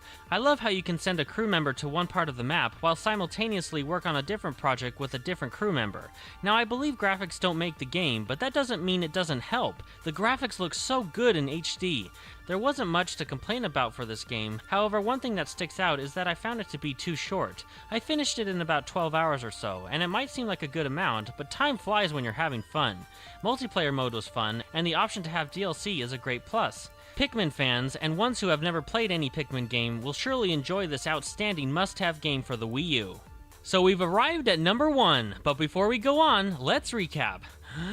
Number 10, Yamaha Supercross. Number 9, Family Party 30 Great Games Winter Fun. Number 8, My Sims Kingdom. Number 7, Spy Fox and Dry Cereal. Number 6, Sam & Max Beyond Time and Space. Number 5, Trauma Center New Blood. Number 4, Alien Hominid. Number 3, Prince of Persia: The Sands of Time. Number 2, Pikmin 3. And now it's time for number 1, Super Mario 3D World. Choosing this game or Pikmin 3 to be the number 1 game on the list wasn't easy. I think as a whole, Pikmin 3 is the better game. However, as far as the amount of fun I received while playing each one, I put Super Mario 3D World higher on the list. I kept coming back to this game after I completed the main story, and I just had to 100% full complete it. Plus, while playing multiplayer can be annoying, and I know I said I would rather play alone, that doesn't mean I didn't have fun while playing multiplayer. There were many levels to complete, and so much replayability by coming back to those levels to get every stamp, green stars, and the golden flagpole. And I just have to say that the very last level is one of the most difficult levels I've ever played. It was great. With beautiful graphics, great controls, exciting multiplayer gameplay, awesome level designs, cool new items, fun Captain Toad side quest levels, and a very large amount of fun replayability makes this a fantastic Mario game and platforming game in general, and that's why it's number 1 on the list. Well, I hope you enjoyed this video. I would once again like to say thank you to my family and all my subscribers. I've been reviewing for over 5 years now, and I gotta say, it's been a blast. Thank you to all who have supported me. Even though I wasn't able to review many games this year, I still had another fun year reviewing Wii U, Wii, and GameCube games, and I will try to review more games within a year in the coming years, and I hope we all have a happy new year. well. See you in 2015.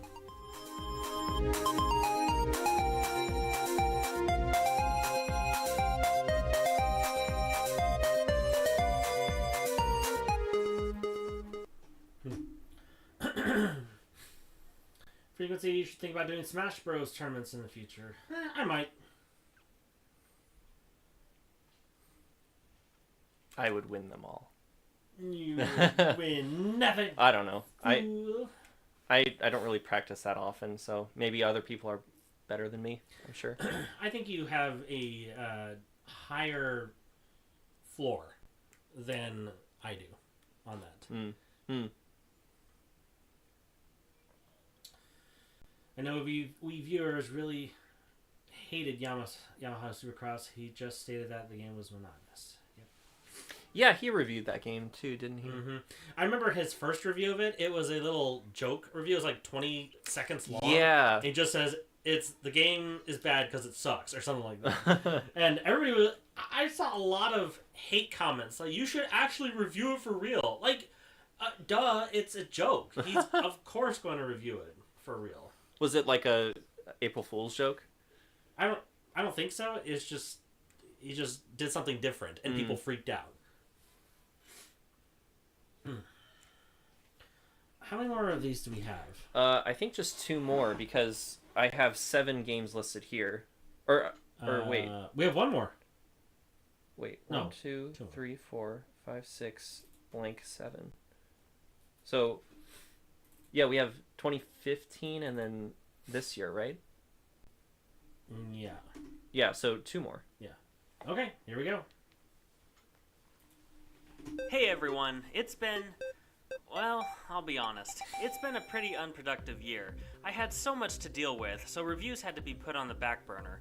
I fully intended Your mic to sounds release a at lot least better in this 24 one. reviews out this year, I'm but not when so life close gets to in the it. way, it has to come first. But anyway, I did manage to get 10 reviews out this year, and since this is a top 10 list, it's not going to be difficult to figure out which games are in the list. But let's see where they are on the list. It's time for Frequency's top 10 best reviewed games of 2015. For those of you who don't know, I have 2 rules for my top 10s. Rule number 1, multiple games of the same franchise and style are not allowed on the list. And rule number 2, nation, please watch my top 10 best Wild Earth African Safari. This was definitely the least fun game on the list, but it's not terrible. It's a mediocre educational game at best, and is more suited for a younger audience. As far as gameplay goes, there's not much, and it's not the prettiest game to look at. However, if you have a young one and would like to teach them about African wildlife, this game might strike their interest. Number 9, Cooking Mama Cook-Off. While I've heard the Cooking Mama games are better on Nintendo's handheld devices, this one for the Wii could be pretty fun for kids. More experienced gamers probably won't give this game more than 5 minutes, if that, but it's a simple game with charm that I think young gamers won't mind playing. Number 8, Call of Duty Finest Hour. So my first Call of Duty experience was... okay. I wasn't thrilled with the gameplay, but it definitely held my interest while playing it. It's kind of cool to see where the series began, and you really have to lower your expectations and standards if you want to enjoy this game if you're so used to modern COD games. Number 7, 1080 Avalanche. It's nice to play a racer that isn't on wheels sometimes. While the trick system was too bulky, racing down slopes against your friends is really fun. If the trick system was easier, this game would probably be higher up on the list, but aside from that, it's still a good racer with a great soundtrack. Number 6, Defender. This game surprised me on how much fun I actually had with it. While some of the levels were frustratingly difficult, blowing up aliens all over the galaxy is awesome. I really wish this game had co-op multiplayer, and I really wish picking up health and ammo wasn't such a chore, but those 2 details shouldn't deter you away from getting in your ship and blasting away the bug infestation. Number 5, Extreme G3. This game could seriously compete with F-Zero GX if it fixed only one issue: have more health regen strips on each track. The game is fun, don't get me wrong, but it could be so much more fun if every track had at least one more health regen strip on it. But even so, this is a great fast-paced racer that you shouldn't overlook in the GameCube's library, especially if you enjoy a challenge. Number 4, Mario Golf Toadstool Tour. While I didn't have as much fun as I was hoping for, this is still an easy yet fun round of golf, and it's with all your favorite Mario characters. Laying down some smack talk is a nice added bonus to try to psych out your friends, and with so many different game modes and courses to play on, you'll be spending hours on the green in the Mushroom Kingdom. Number 3, Prince of Persia: The Forgotten Sands. I've enjoyed the Prince of Persia franchise ever since my first review of Rival Swords, and this one is no different in enjoyment. Using the prince's acrobatic skills not only with going parkour all over the place, but in his fighting technique is so much fun to perform, and the story is played out very well too. Number 2, Mario Kart 8. I'll be honest here, Mario Kart 8 was a bit disappointing when it comes to how many items you get to hold at once, not being able to go off half-pipes and perform additional tricks like you could in Mario Kart Wii, and the mechanic for choosing courses online was a bummer. However, with so many tracks now available for download, Link and Villager joining the race, and some of the most fun tracks yet designed, this is definitely a game you'll want for your Wii U collection. So we've arrived at number 1, but before we go on, let's recap. Trying to figure out Number what it could 10, be, Wild Earth but African Safari. Number 9, Cookie Mama Cook-Off. Number 8, Call of Duty I Fighting don't Tower. know. Number 7, Hey, 1080 Avalanche. Number 6, Defender. Number 5, Extreme G3. Number 4, Mario Golf Toadstool Tour. Number 3, Don't Prince of remember Persia: what The games Forgotten you Sands. played. Number 2, Mario Kart 8. And now it's time for number 1, Super Smash Bros. Yeah. For Wii U. How could I put this game at Okay. any other spot? If you didn't know, I'm kind of a fan of the series, just a little bit. But seriously, this is arguably the best Smash Bros. To come out to date. With so many new characters, and just the final character roster in general, fantastic new stages, great single-player game modes, a plethora of soundtracks, awesome new items, epic final smashes, HD graphics, a treasure trove of collectibles, and a way better online experience than Brawls makes me one happy gamer, and that's why it's number 1 on the list. Well, I hope you enjoyed this video. I apologize for such a lack of videos for this year, but I would just like you to know how much I appreciate your patience. I will try to get more reviews out next year and the years to come. Thank you to everyone who supported me, and here's to a great new year. See you in 2016. Or not. Yeah. Josh, man, do I prefer doing Mario Kart tournaments or Smash Bros. Tournaments? Probably Mario Kart, because I feel like not everybody is into Smash like Mario Kart. Mario Kart is easier to get into, and therefore I think I have more potential for more players. Yeah. Well, more players can play at once on stream anyway. Yeah, that's true. And yeah, and like even if you were to organize a organizing a Smash tournament online is kind of a lot of work. Joseph wasn't here for the Smash Wii U rewatch, but the live action scenes in that video were all incredible. Thank you. The live scenes are fun. Well, it's almost 2:30, so we got one more to go. Let's get into it. And right after I'm going to take a little break just so I can switch the technical side up a little bit, and we can start playing the tournament. So here we go. Well, looky here. It's been quite a while since I made a top 10 video, but fortunately I was able to create 15 reviews this year, all of which I hope you enjoyed, and since I got at least 10 out, I'm able to make this list. It's time for FreQuency's top 10 best reviewed games of 2023. Now there are 2 rules I have for my top 10 video on the list. Is different. And rule number 2, basically it means these are out of the way, let's dive right in. Number 10, Portal. This game would probably be higher up on the list if there was more content. For newcomers, it'll only take you about 3 hours to complete. Don't let the short campaign fool you, as this is one of the best first-person puzzle games ever. The Switch version is a great option, as you also get the sequel when purchasing the original. Use the portal gun to find your way out in this short yet excellent game. I love that Number clip. 9, Team Sonic Racing.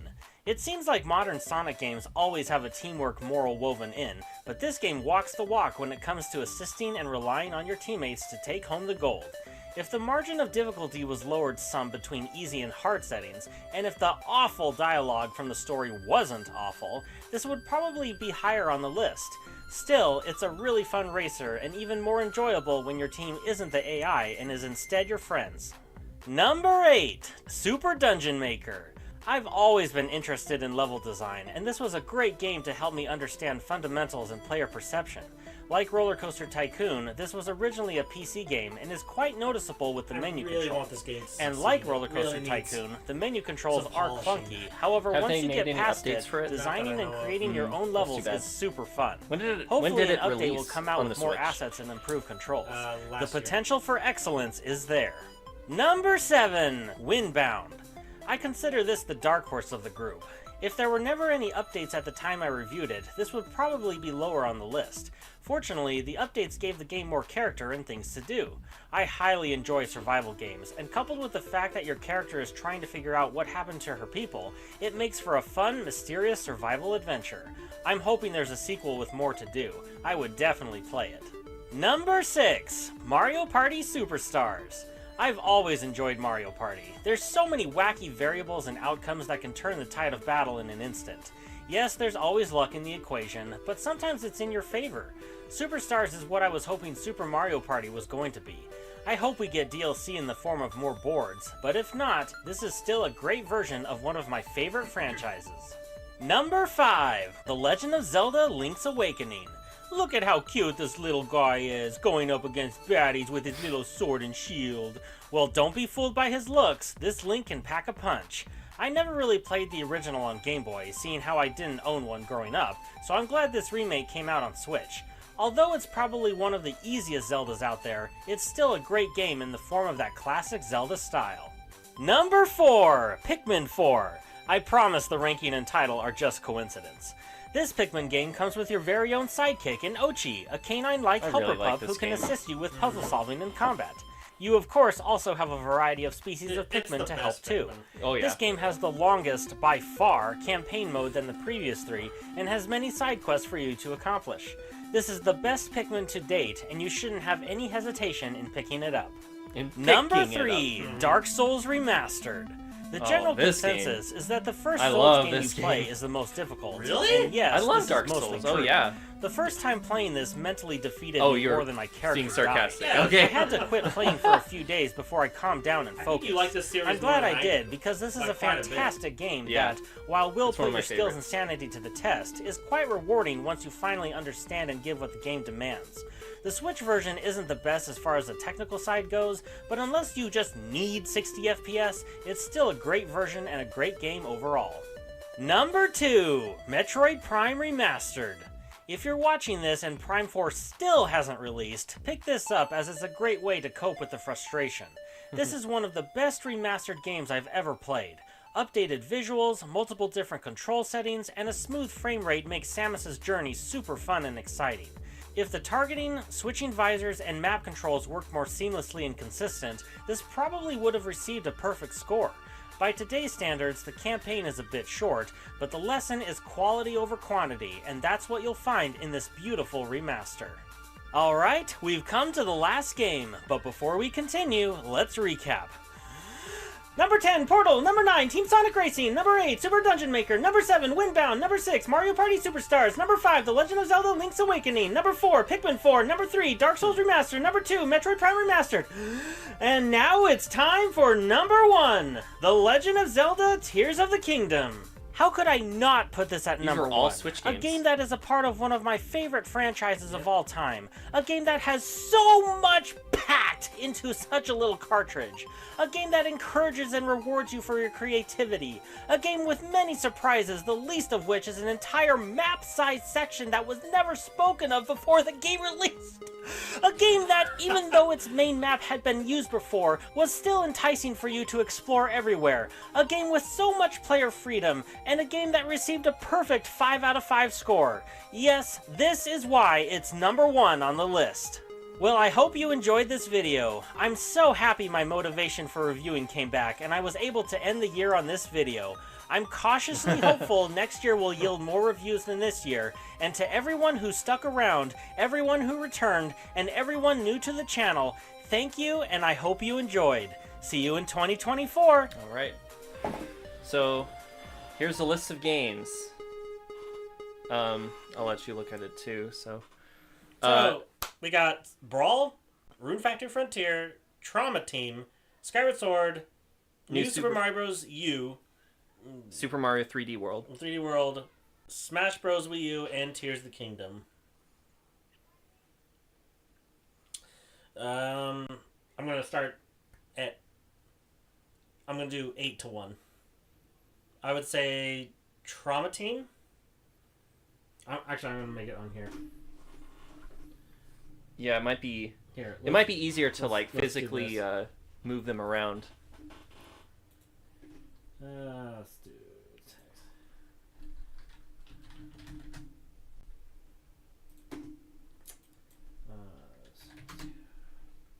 Okay, so.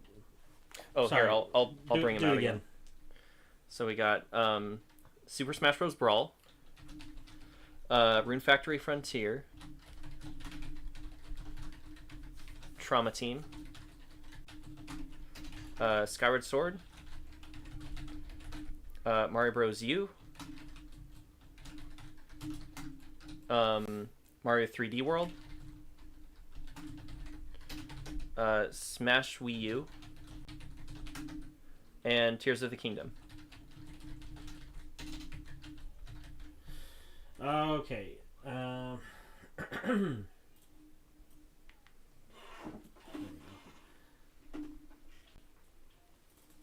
So for me, I would say I'm gonna do this. Oh.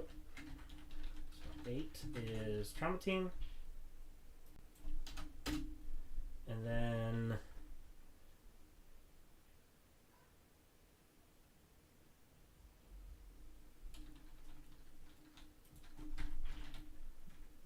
Tear of the Kingdom. Tear of the Kingdom. One tier. I'm gonna say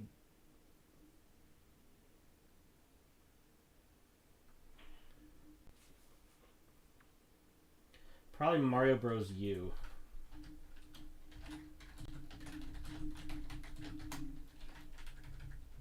Now, are you using the same kind of criteria where it's like like the overall fun factor?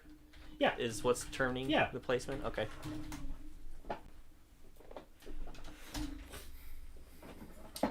6, we're gonna do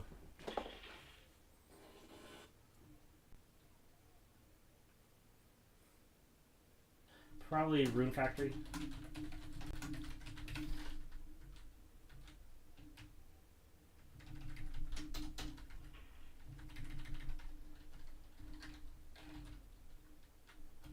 Uh, 5.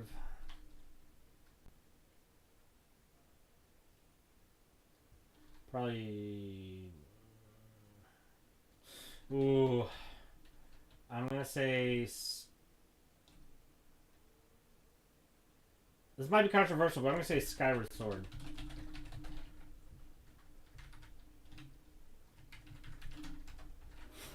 And then 4.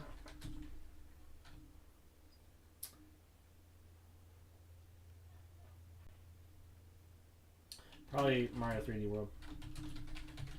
And then 3 is going to be Brawl, 2 Smash Wii U, and 1 Tears. What say you?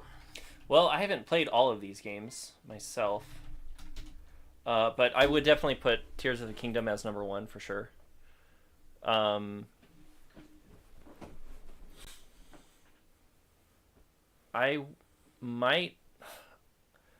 kind of back and forth on 3D World and Skyward Sword. I could probably put those either or. Mm-hmm. It's like a different day. I would say one game is better than the other. I would probably put Smash Wii U over Brawl. I really like Brawl. I really like.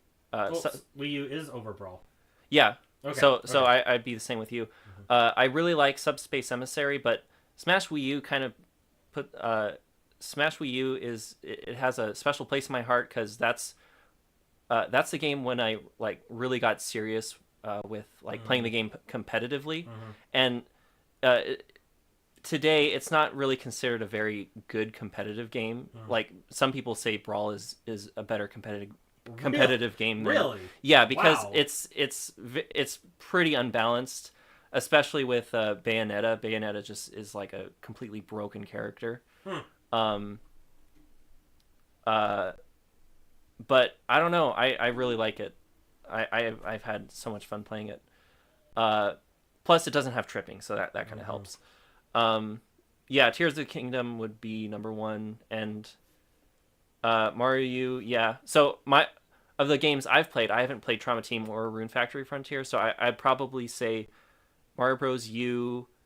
Actually, I would probably have your same rankings, but Skyward Sword and 3D World would be kind of Switched. it switched on some days. Some days. Yeah. Okay. So on other days, I'd probably have it the same ranking as you. Really? Yep. You'd put Rune Factory Frontier over Mario Bros. Well, 2. no, I haven't played that game, so I'm not putting those games in my my ranking. Okay. Mr. Toad, or sorry, Joseph says, where would you put Mario Galaxy 2 in this comparison? If we're making a top 9 with Galaxy 2, probably in between 3D World and Brawl. Yep. Yeah. Yeah, I'd agree. All right, that was fun. Mm-hmm. I don't know when we're going to do another reaction live stream. It's probably going to be a long time from now, but I appreciate everybody who joined in at least one, and if you made it to all 13, that's really awesome. But where would you put Anubis the Second? Anubis the Second. That's a good question. Anubis the Second. Right? Well, how many? Let's see. I've done 185 reviews. That would probably be at number 184. Oh, I was talking about this list. This list probably number 9. Probably. But if I did a complete list of all 185 right now, Anubis the Second would be at 184. Oh, that's our next live stream. Is we're gonna rank all of the games you've reviewed. We're gonna watch all 185 again, all in one go. It's gonna be like 60 hours long. Well, we don't have to watch them, but like we can just we're have. Watching them. We can just we're have. Watching them. We're doing yeah. it. It's gonna be like 60 hours long. I'm gonna call into work and say I'm not coming in. No, seriously. Appreciate everybody coming out. We're gonna play some Mario Kart 8 Deluxe now, and the code is right below the top 10's reaction text there. And give me about 5 minutes to reset up some things. I'm gonna take off this stream, but like in just another 5 minutes, another stream is gonna come back up, and we're gonna play. So if you'd like to join, please use that code above, and we'll see you in about 5 minutes. See you later, guys.